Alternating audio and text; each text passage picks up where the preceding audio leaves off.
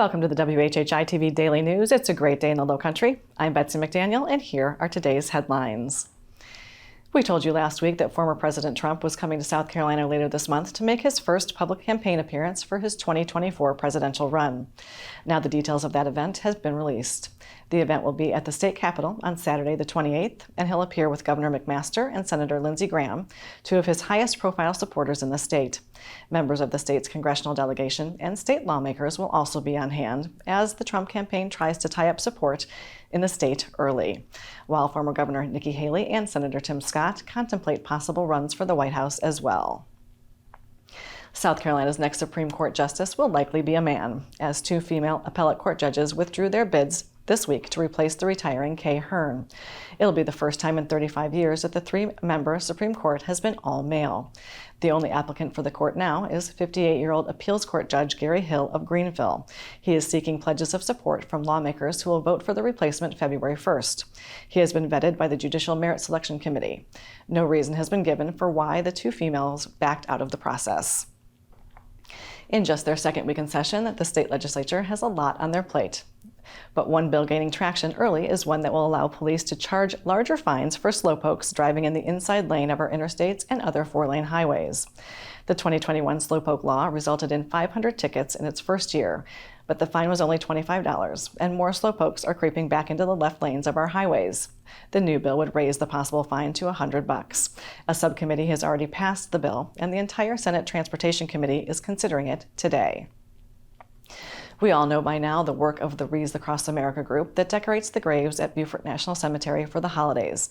But they're now having to solve the problem of disposing of the 26,000 wreaths. More than 100 volunteers showed up Saturday to remove the wreaths, but the recycling trucks to haul them away did not show up, leaving the enormous pile of wreaths at the back of the cemetery. Sponsors hope to resolve the cleanup issue by the end of the week. A plea on their Facebook page to folks with pickup trucks and trailers is also helping.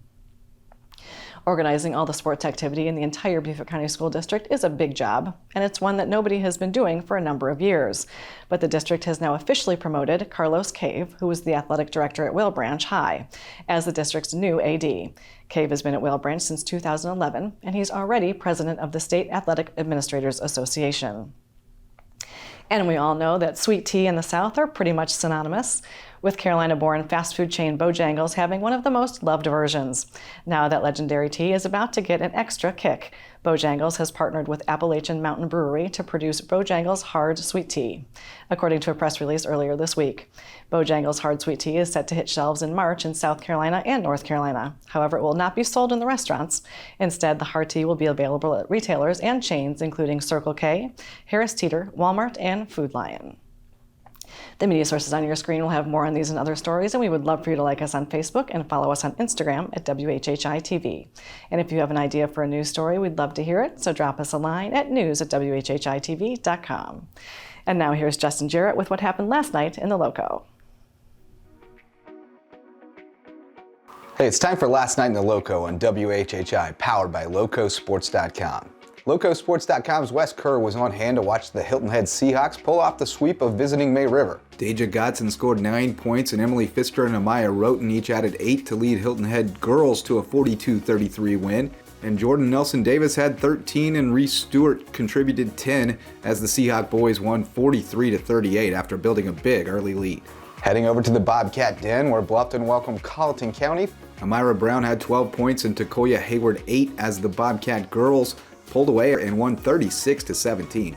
The boys' game was back and forth with huge shots on both ends all night long, but Jalen Linder delivered the biggest one for Bluffton, scoring on the block to beat the buzzer for a 55-53 win. And jumping across the river to Beaufort, Team Lowco intern Dylan Price watched a terrific boys' game as the Eagles followed up a 60-30 blowout win in the girls' game with a thrilling 72-67 victory over 7th-ranked North Charleston. Michael Dennison racked up 25 points and 15 boards, and Sully Gay took over down the stretch to finish with 20 points and 4 steals. In other girls' games, Brady Mahoney had 26 points and 21 rebounds to lead JP2 past Palmetto Christian. On the boys' side, Forest Ferry poured in 42 points to lead Patrick Henry to a lopsided win. For Loco Sports and WHHI, I'm Justin Jarrett. Until next time, go Loco. Thanks, Justin. Now let's take a look at that weather with Maria. Thanks, Betsy. Yep, so taking a look ahead, it does look like we'll see quite a bit of rain throughout the rest of the week and into the weekend, and we will see a slight temperature drop into the weekend. But taking a look at Thursday, it's going to be partly cloudy with possible scattered showers later in the evening. Temperature-wise, Hilton has going to have a high of 67, a low of 55. Bluffton's going to have a high of 71, a low of 54, and Beaufort's going to have a high of 71 and a low of 55. The sunrise for Thursday is going to be at 7:24 and sunset's going to be at 5:44. Taking a look at the beach tides, low tide's going to be at 1:12 p.m. and high tide's going to be at 5:59 p.m. Taking a look into the rest of the week and into the weekend, Friday it's going to be hazy in the morning, but it'll be sunny the rest of the day with highs in the 60s and lows in the 50s.